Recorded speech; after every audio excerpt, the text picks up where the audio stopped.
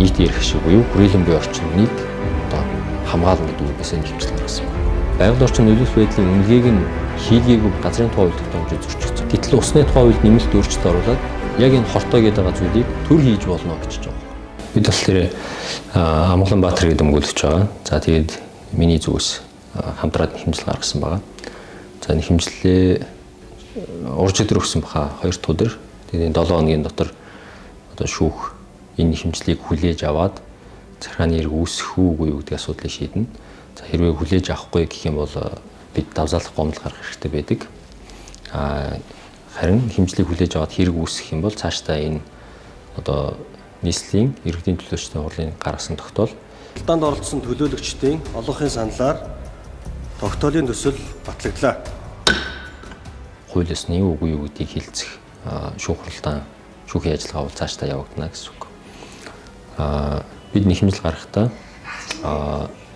сүүлд бол нөгөө өмгөөлийн тухай хууль батлагдахдаа ер нь өмгөөлөгч нийтийн эрх ашигын асуудлаар нь хэмжил гаргах хэрэгтэй гэдэг байдлаар хуульчлагдсан. Дээр нь өөрөө захиргааны эрх шүүхтийн шийдвэрлэх хууль дээр тодорхой хэдэн асуудлаар нийтийн эрх ашиг өмгөөлж нэг хэмжил гаргах боломжтой байдаг. Тэрний нэг нь хүрээлэн буй орчны асуудал, за мөн нийтийн өмчийг хамгаалах асуудлаар нь хэмжил гаргаж болдог. Тэгэхээр бид энэ утгаараа нэг хэмжил гаргасан байна. Нийтдээ нэг 3 бүлэгт хувааж авч үзэж болно бид хандж байгаа асуудлыг. За нэгдүгürt байгаль орчин нөлөөлөх байдлын үнэлгээ хийхгүйгээр энд барилга барина гэдэг байдлаар гаргасан нь хууль бус гэж одоо маргаж байгаа. Яагаад гэх юм бэ? Яагаад вэ гэхээр газрын тухай хууль, за байгаль орчны нөлөөлөх байдлын үнэлгээний тухай хууль зэрэг хуулиудад юу заасан байдгийг гэвэл ямар нэгэн барилга байгууламж барих, төсөл хөтөлбөр хэрэгжүүлэх юм бол урьдчилаад байгаль орчин нөлөөлөх байдлын үнэлгээ хийлгэнэ. Энэ маань тухайн барилга байгууламж, төсөл хөтөлбөр нь байгаль орчинд хортой юу, үгүй юу, ямар хэмжээний хортой нөлөөлөл үзүүлэх вэ? Түүнээс яаж урьдчилан сэргийлэх вэ? Энэ хортой нөлөөллийг яаж багасгах вэ гэдгийг дүгнэдэг. За дүгнээд хэрвээ байгаль орчинд хортой хор үнэлтэд байх юм бол энэ төсөл хөтөлбөрийг хэрэгжүүлж болохгүй гэдэг дүгнэлт бас гардаг. Тэгэхээр нөгөө байгаль орчин нөлөөлөх байдлын үнэлгээг нь хийлгээгүй байгаа учраас одоо тэнд магадгүй байгаль орчинд хортой төсөл хөтөлбөр хэрэгжих. Нөгөө барилга байгууламж нь тийм байхыг үүсэхгүй шүү дээ. Тийм учраас нэгдүгээрт энэ үндслээр марж байгаа.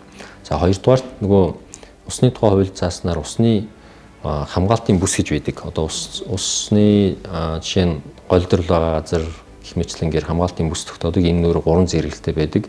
Тэгэхээр тэнд усны нөөц, усны ундрагын одоо эрүүл ахуй байдлыг нь хангах үүднээс зарим төрлийн үйл ажиллагаануудыг хориглосон байдаг. Энийн нэг нь нөгөө барилга байгууламж барих. Тэгэхээр энэ зөрчигдөж байна гэдэг байдлаар бид нэг хэмжил гаргасан. Хоёр дахь асуудал нь энэ.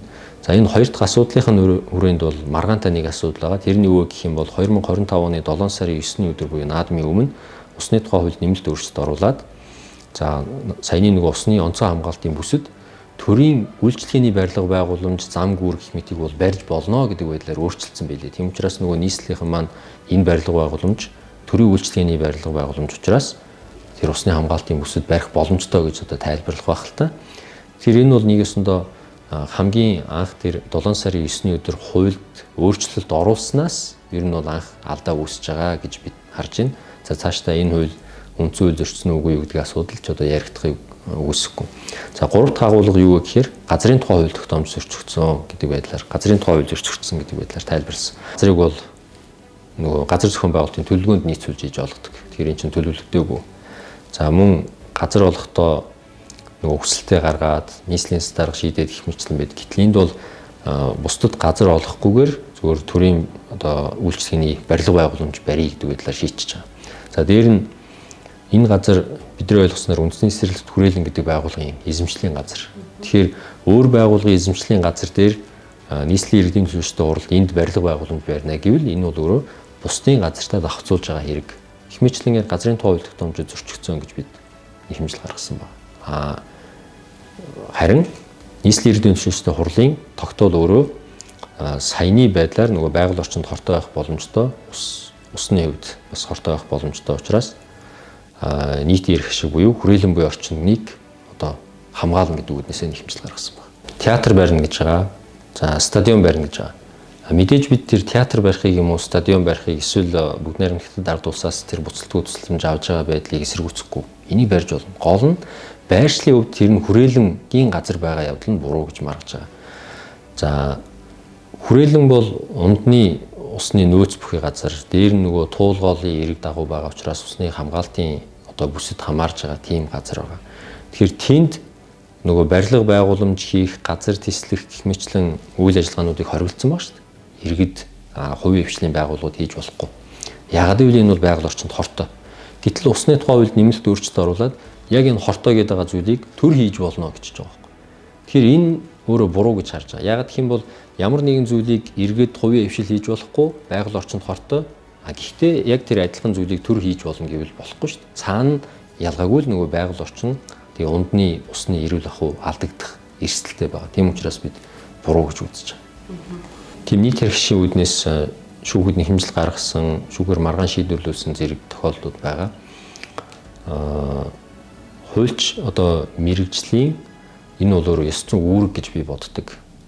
Яагаад тэгэхээр мэрэгжил болгон зөвхөн хуульчлалтгүйгээр өөрийнхөө мэрэгжил, мэдлэг чадвараа ашиглаад нийгмийн сайн сайхан байдал, улсын одоо хөгжилд хувь нэмрээ оруулах хэрэгтэй. Тэгэхээр хуульч хүмүүс ямар байдлаар энэ нийгмийн сайн сайхан байдал хувь нэмрээ оруулах вэ гэвэл энэ мэдлэгийг ашиглаад, чадвараа ашиглаад болохгүй байгаа буруу шийдвэрүүдийн өмнөөс одоо тэмцэх хууль ёсны арга буюу энэ шүүхэтний хэмжил гаргах замаар шийдвэрлэх болно. Би өмнө улсын хурлаас баталсан тодорхой хууль тогтоомжууд үндсэн хууль зөрчиж байгаа гэдэг байдлаар үндсэн хуулийн эцэстэд одоо мэдээлэл гаргаад шийдвэрлүүлж исэн тохиолдлууд байдаг.